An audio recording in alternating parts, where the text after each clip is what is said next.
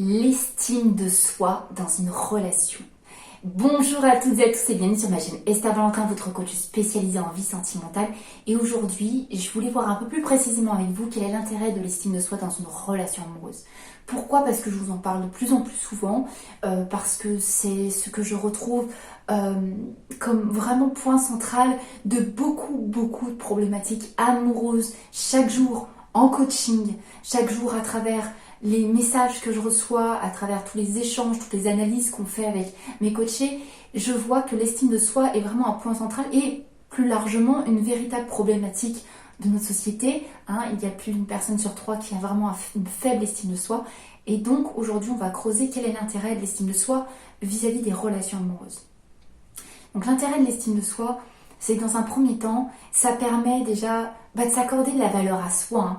Donc qui dit s'accorder de la valeur, ça nous fait plus confiance en nous-mêmes pour juger, évaluer, prendre des décisions, juger si c'est bon pour nous, si c'est ce qu'on aime véritablement.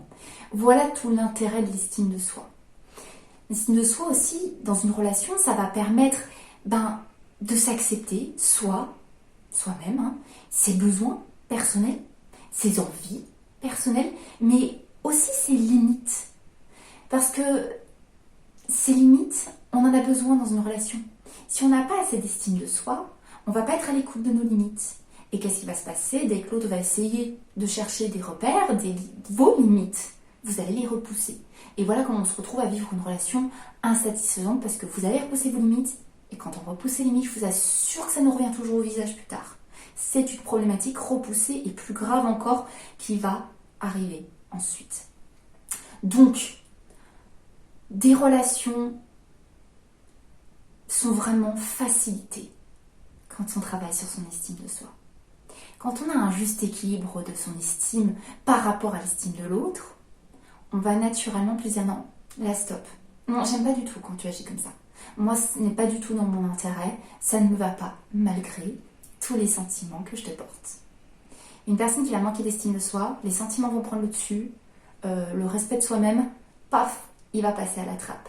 Et c'est absolument pas le but, les amis. Pas du tout. Donc, il faut comprendre aussi que l'estime de soi, ça aide vraiment à la résilience. En dehors du cadre de la relation, mais toujours en rapport avec les relations, ça aide à la résilience. Ça aide aussi à se reconstruire après une rupture. Ça aide à rebondir après une sensation d'échec sur une histoire amoureuse. Ça aide aussi à surmonter une problématique. Si on croit en soi, si on s'attribue la valeur, on va naturellement plus rebondir. L'estime de soi, ça aide à s'affirmer, comme je vous l'ai dit. Ça s'affirme dans les limites, ça s'affirme dans les besoins, donc on ne viendra pas vous bouffer, en gros. Voilà pourquoi c'est si important. Et aussi, l'estime de soi, on va avoir du respect de soi-même. Quand on s'estime, quand on s'accorde de la valeur, on va non seulement s'affirmer, mais pourquoi on s'affirme ? Parce qu'on se respecte assez pour s'affirmer. Et le respect de soi, ça va permettre de signaler aux autres le respect exigé. Ça veut dire que, par exemple, si je ne tolère pas être insultée, je prends un exemple extrême pour qu'on comprenne bien, je ne vais pas permettre à une personne de le faire une fois et de recommencer. Quand une personne se permet de repousser vos limites, malheureusement, c'est qu'on l'a laissé faire. Si je dis non, j'accepte pas, mais que je reste, quel est le message qu'on laisse ? C'est bon, ça passe. Votre parole, elle n'aura plus aucune force si vous ne vous respectez pas assez pour mettre en place vraiment ce que vous avez signalé. Et c'est comme ça qu'on va se retrouver dans des histoires, par exemple, on va avoir dans une relation quelqu'un qui ne s'investit pas. On lui signale que là, on n'aime pas du tout d'avoir des silences radio comme ça, que la personne revient, veut nous voir, redisparaît. Vous lui dites non, mais ça, c'est pas ma conception, moi là, je ne me sens pas respectée. La personne le refait encore, revient, elle fait rien d'autre, il n'y a pas de souci, vous êtes encore là. Et donc, qu'est-ce qui va se passer ? La personne va continuer. Qu'est-ce qui s'est passé dans cette histoire ? Je n'estime pas assez pour affirmer la limite que je viens de poser. affirmer qu'un besoin, une de mes valeurs, une de mes envies, peu importe, n'est pas répondu. Donc j'ai essayé de le signaler, c'est déjà bravo, hein, beaucoup de courage d'arriver à le réaliser et l'affirmer, mais ensuite je ne me sens pas assez légitime de continuer à l'imposer, à passer à l'action, parce que je crois vraiment que ça doit être respecté, parce que c'est moi, tout simplement. Donc là, j'envoie comme signal, c'est bon, ça passe, recommence, je serai toujours là. Voilà un exemple courant qu'on retrouve par manque d'estime de soi. Donc l'estime de soi, je veux vous rassurer, c'est évoluable, c'est dynamique, ça bouge. Elle est vraiment essentielle, l'estime de soi. Elle est essentielle pour les relations, elle est essentielle pour un juste équilibre. Sinon, vous cherchez vos repères chez l'autre. Si vous estimez pas assez, vous allez chercher votre valeur dans les yeux de l'autre. Et là, qu'est-ce qui se passe ?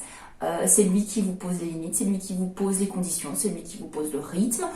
C'est aussi là que vous faites entrer des manipulateurs, on vous manipule parce que vous ne croyez pas ça en vous. Soit vous ne croyez pas assez en vous, soit vous ne vous sentez pas assez légitime de vous affirmer, donc vous prenez tout ce qu'on a à vous donner.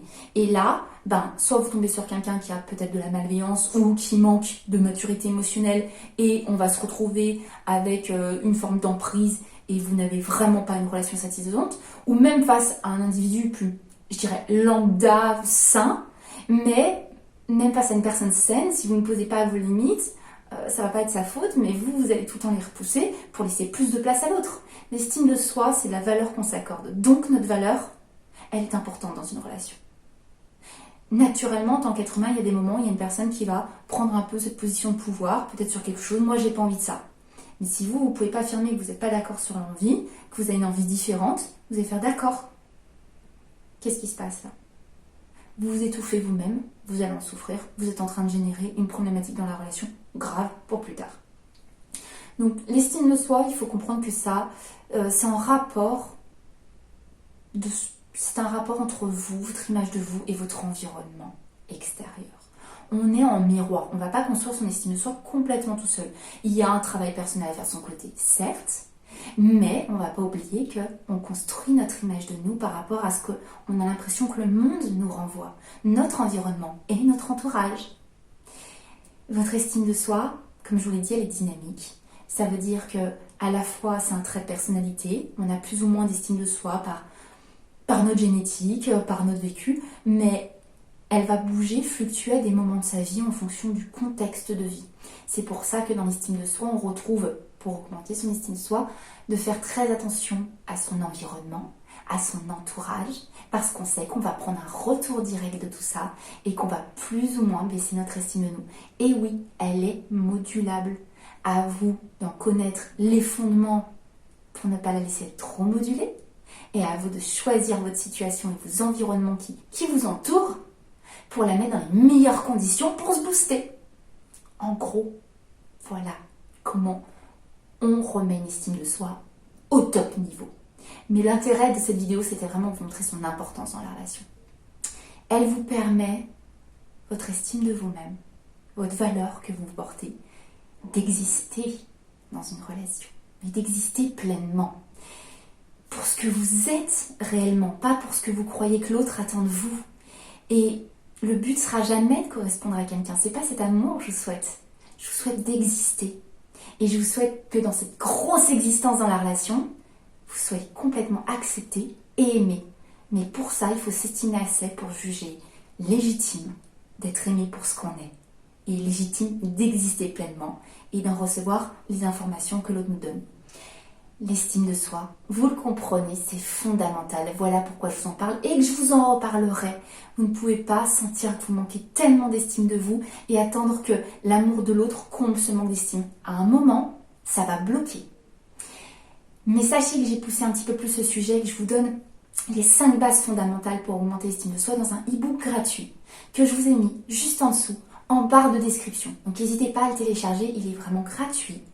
Et j'ai poussé le sujet un petit peu plus loin en vous parlant des 5 bases qui construisent l'estime de soi et qui vont, si on n'a pas ces bases, soit la descendre encore, d'accord, soit déjà par cette prise de conscience et savoir sur ces bases-là, vous allez pouvoir y travailler pour la booster. Et vous le comprenez, si vous travaillez sur ça, vous travaillez sur le bien-être de vos relations, c'est directement et étroitement lié. On ne peut pas faire l'un sans l'autre. J'espère que cette vidéo vous a plu. Si c'est le cas, je vous le redis, n'hésitez pas à la liker. Et puis dans tous les cas, vous savez que je vous lâche pas. Donc on se retrouve très très vite pour une prochaine vidéo. Bye bye.